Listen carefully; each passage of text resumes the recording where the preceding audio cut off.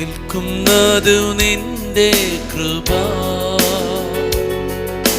ചെയ്യുന്നതും നിന്റെ കൃപ.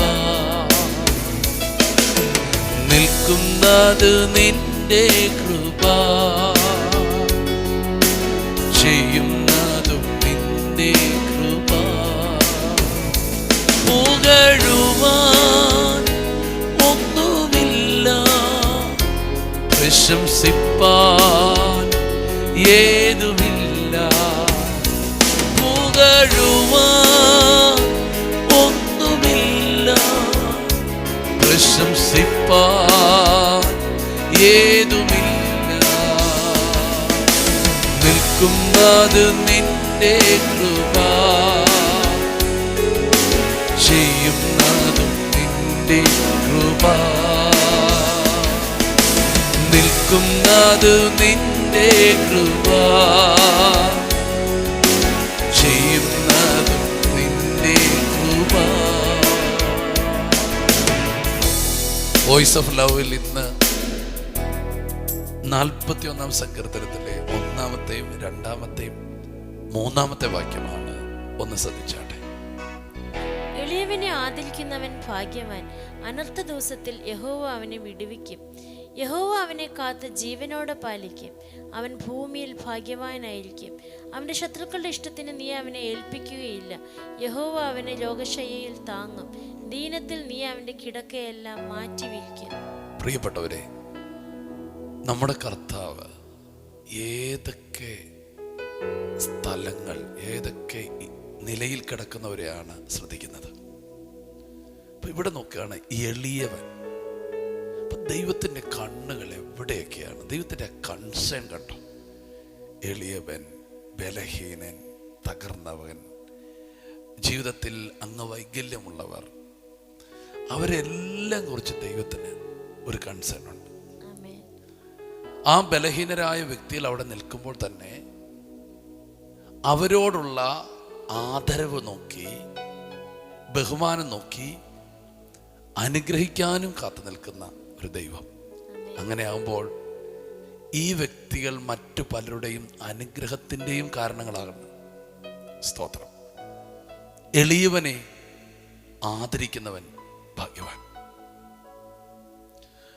സമൂഹത്തിൽ നമ്മൾ ശ്രദ്ധിച്ചാൽ പാവപ്പെട്ടവരെയും ബലഹീനരെയും എളിയ ജനത്തെയും അങ്ങനെ വലിയ പേരുകളും പെരുമകളൊന്നും ഇല്ലാത്തവരെ ഓണർ ചെയ്യാൻ നമ്മുടെ സമൂഹത്തിൽ പലർക്കും കഴിഞ്ഞിട്ടില്ല. പലപ്പോഴൊക്കെ ഞാൻ ശ്രദ്ധിച്ചിട്ടുണ്ട്, ഒത്തിരി പ്രായം മൂത്ത മുതിർന്ന വ്യക്തികളെ പോലും പേര് വിളിക്കുന്നതും അതൊക്കെ ചില സംസ്കാരത്തിൻ്റെ ഭാഗമായിരിക്കാം. എങ്കിലും ചിലപ്പോൾ നമുക്കത് കേൾക്കുമ്പോൾ ഒരു ബുദ്ധിമുട്ടാണ്. ബഹുമാനം കൊടുക്കുകയും ആദരിക്കുകയും ചെയ്യുന്നതൊന്നും വലിയ വില കൽപ്പിക്കാത്തൊരു സമൂഹത്തിൽ നല്ല ദൈവം പറയുകയാണ്, നീ എളിയവനെ ഒന്ന് ഓണർ ചെയ്ത് നോക്ക്, അത് നിന്റെ ഒരു അനുഗ്രഹമായി മാറും. ഇപ്പൊ ഞാനിതൊക്കെ വായിച്ചപ്പോൾ എനിക്ക് തോന്നിയത്, ഈ നമ്മളെ ഏതൊക്കെ നിലകളിൽ അനുഗ്രഹിക്കാൻ പറ്റുമോ ആ നിലയിലെല്ലാം അനുഗ്രഹിക്കാൻ ദൈവം കാത്തിരിക്കുകയാണ്. യേശു കർത്താവ് പറഞ്ഞില്ലേ, ഒരു ഗ്ലാസ് വെള്ളം കുടിക്കാൻ കൊടുത്താൽ ആ കാരണത്താൽ അനുഗ്രഹിക്കും. ഞാൻ വിശന്നു, എനിക്ക് തിന്മാൻ തന്നില്ല. അപ്പോൾ അതിന് ദൈവത്തിൻ്റെ ആദരവ്, തിന്മാൻ കൊടുക്കുന്നതിന് ആദരവ്.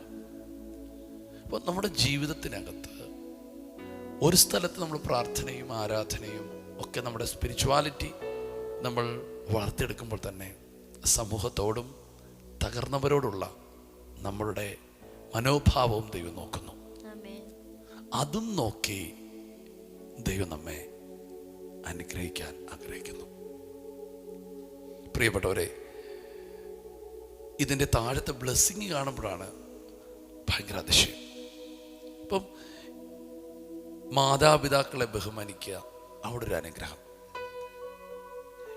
ദൈവത്തെ ഭയപ്പെടുക, അവിടെ ഒരു അനുഗ്രഹം. യേശുവിനെ ഇടയനാക്കുക, അവിടെ ഒരു അനുഗ്രഹം. അപ്പോൾ ഓരോ കാര്യത്തിനും അനുഗ്രഹം തരികയാണ്. ഇവിടെ പറയാണ്, നീ എളിയവനെ, തകർന്നവനെ, സമൂഹത്തിൽ വലിയ പേരൊന്നും ഇല്ലാത്തവനെ ഒന്ന് ബ്ലസ് ചെയ്താൽ, അല്ലെങ്കിൽ ഒന്ന് അനുഗ്രഹിച്ചാൽ, അല്ലെങ്കിൽ അവരൊന്ന് ആദരിച്ചാൽ, ആ കെറോഫിൽ നിനക്ക് സംഭവിക്കുന്ന വിഷയം കഷ്ടകാലത്ത് അല്ലെങ്കിൽ നിന്റെ അനർത്ഥ ദിവസത്തിൽ, നിന്റെ സ്ട്രഗിൾ ചെയ്യുന്ന സമയങ്ങളിൽ ദൈവം നിന്നെ വിടുവിക്കും. സ്ട്രഗിൾ ചെയ്യുന്ന സമയത്ത് ദൈവം നിന്നെ വിടുവിക്കും. എന്നിട്ട് അടുത്ത വാക്ക് പറയാണ്, യഹോവനെ കാത്ത ജീവനോടെ പരിപാലിക്കും. അവൻ ഭൂമിയിൽ ഭാഗ്യവാനായിരിക്കും. അവൻ്റെ ശത്രുക്കളുടെ ഇഷ്ടത്തിന് നീ അവനെ ഏൽപ്പിക്കുകയില്ല. യഹോവ അവനെ രോഗശൈലിയിൽ താങ്ങും. അടുത്ത വാക്ക്, ദീനത്തിൽ നീ അവൻ്റെ കിടക്കയെല്ലാം മാറ്റി വിരിക്കുന്നു. സ്തോത്രം. പ്രിയപ്പെട്ടവരെ, ഈ വചനങ്ങൾ കേൾക്കുമ്പോൾ നമ്മുടെ അകത്തൊരു മനസ്സലിവും അനുകമ്പയും ഉണ്ടാകട്ടെ. യേശു കർത്താവ് മലയിൽ നിന്ന് ഇറങ്ങി വരുമ്പോൾ ഒരു കുഷ്ഠരോഗി വന്നവനെ നമസ്കരിച്ചു. ചോദിച്ചൊരു ചോദ്യം, നിനക്ക് മനസ്സുണ്ടെങ്കിൽ എന്നെ സൗഖ്യമാക്കാമോ? കർത്താവ് ചെന്നവന് തൊട്ടു സൗഖ്യമാക്കിയെന്ന വചനം. കുഷ്ഠരോഗിയെ തൊടുന്നവൻ കുഷ്ഠരോഗിയായി മാറും, അല്ലെങ്കിൽ അശുദ്ധനായി മാറും. ഈ മനുഷ്യനെ സ്വന്തം അപ്പൻ തൊട്ടിട്ടില്ല, അമ്മ തൊട്ടിട്ടില്ല. ആ മനുഷ്യന് ഭക്ഷണം കൊടുക്കുന്നത് ഈ മൃഗങ്ങൾക്കൊക്കെ ഭക്ഷണം കൊടുക്കുന്ന പോലെയാണ്. അങ്ങനെ വെറുക്കപ്പെട്ട ആ മനുഷ്യനെ കണ്ടും മനസ്സലിഞ്ഞ് തൊട്ടൊരു കർത്താവ്. നമ്മുടെ ദേശത്തും സമൂഹത്തിലൊക്കെ തകർന്നു കിടക്കുന്നവരെ കാണുമ്പോൾ അവരുടെ സ്നേഹം, ഒരു അനുകമ്പ,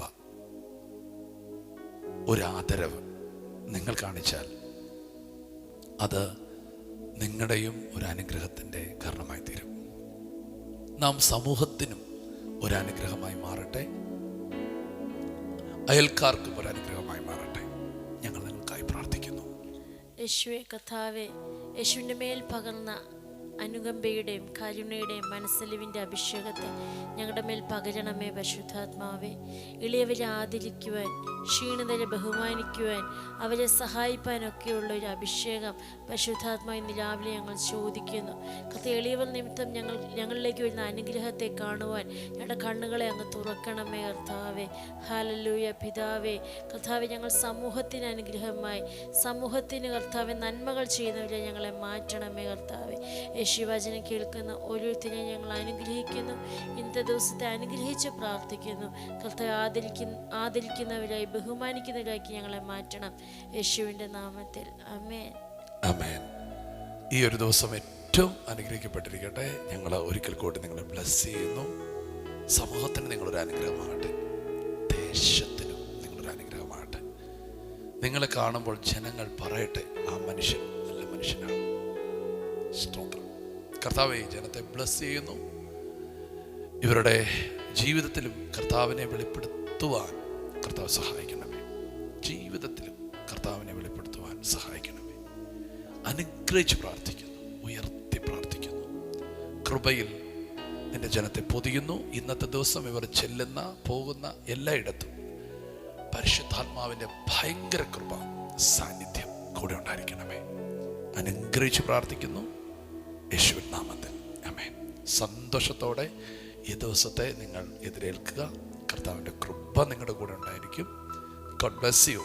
ശാലോം.